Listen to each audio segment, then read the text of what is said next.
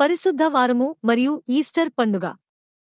మీ జీవితంలో వెలుగు నింపే పరిశుద్ధ వారము మరియు ఈస్టర్ పండుగ యొక్క ప్రాముఖ్యతను తెలుసుకుందామా?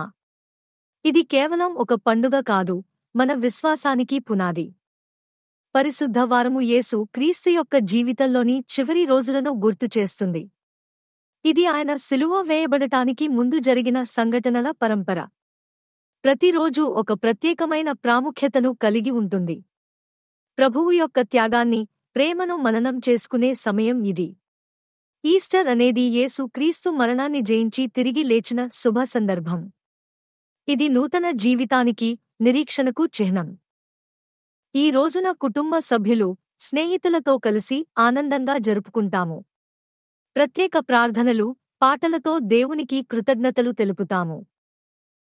ఈ పరిశుద్ధ వారములో, ఈస్టర్ పండుగలో క్రీస్తు చూపిన ప్రేమను, త్యాగాన్ని గుర్తుచేసుకుందాం.